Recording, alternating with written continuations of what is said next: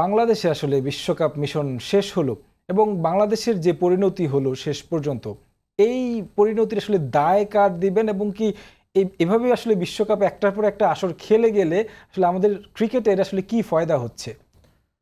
স্বাভাবিক আমরা জানি সবাই আমরা ডিসঅ্যাপয়েন্টেড ডিসহার্টেড আজকের যে ম্যাচ মানে সামহাও দেখেন আমরা হয়তো টি-20 ফরম্যাটে আমরা অত ভালো দল না, তারপরেও এই বছর কিন্তু আমরা সুপার 8 এসেছি, হয়তো বা কিছুটা লাক বলেন, কিছুটা পারফরমেন্স বলেন, উইকেট বলেন, অনেক কিছু মিলিয়ে আমরা হয়তো ভালো পারফরমেন্স সব কিছু মিলিয়ে আমরা এই সুপার 8-এ আসছিলাম।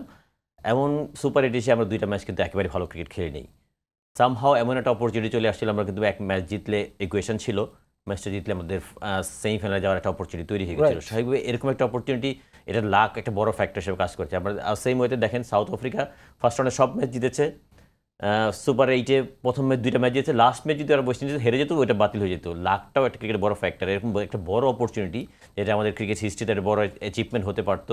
আফগানিস্তান যে অ্যাচিভমেন্টটা নিয়ে গেল, আমার মনে হয় যে অপরচুনিটি ছিল, আমার মনে হয় বোলিং পর্যন্ত আমরা কিন্তু যেই অ্যাপ্রোচ অ্যাটিটিউড যেটা ছিল, আমার মনে হয় ম্যাচ জেতার জন্য মনে হচ্ছিল যে আমরা ওই ইন্টেন্টটা আমাদের মধ্যে আছে, কিন্তু ব্যাটিংয়ে যে ওই ইন্টেন্টটা শুরুটা যে ছিল, পরবর্তী যে ব্যাটসম্যানদের অ্যাপ্রোচ, প্লেয়ারদের বডি ল্যাঙ্গুয়েজ কোনো জায়গায় ছিল না।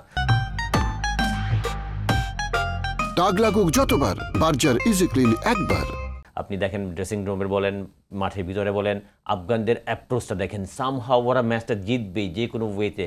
গুরবাজ মাঠের বাইরে বাইরে থেকে মনে হয় চাচ্ছে যে ওইখান থেকে ম্যাচ জেতানোর জন্য, যে মনে হয় ওইখান থেকে চেষ্টা করছে, প্রেয়ার করছে, অ্যাপ্রোচটা, বডি ল্যাঙ্গুয়েজটা, এই জায়গায় আমাদের মনে সব কিছু মিলিয়েই আমরা টি-20 ফরম্যাটে যেই ওয়েতে খেলা দরকার বা যে পাওয়ার হিটিং অ্যাবিলিটি দরকার, আপনি দেখেন ওদের যেই ব্যাটিংটা করেছে লাস্টে, রশিদ খানের কিছু ক্যামিও 3-6 ম্যাচে সিনিয়র ওটাকে চেঞ্জ করে দিয়েছে। গুরবাজ ওভারঅল টুর্নামেন্টে ভালো খেলেছে, ওদের আর আমরা জানতাম যে সবসময় ওদের বোলিংটা স্ট্রেংথ, এই টুর্নামেন্টে কিন্তু ওদের ওপেনিং পার্টনারশিপটা অসাধারণ করেছে, ওভারঅল সর্বোচ্চ ওপেনিং পার্টনারশিপ এবং ওয়ার্ল্ড কাপের নট অনলি আফগান না, আপনি ওভারঅল যে ইন্ডিয়া পাকিস্তান সব টিমের মধ্যে যদি কম্পেয়ার করেন, অসাধারণ ক্রিকেট খেলেছে। মানে সব কিছু মিলে ওরা যেই পজিটিভ ইন্টেন্ট, আর দেখেন টি-20 ফরম্যাটে ওরা যে one of the exciting cricket দল, এটা কিন্তু প্রুভ করেছে। অস্ট্রেলিয়াকে হারিয়েছে, তারপরে নিউজিল্যান্ডকে হারিয়েছে, ওরা কিন্তু প্রুভ করে এসছে এই জায়গাটায়।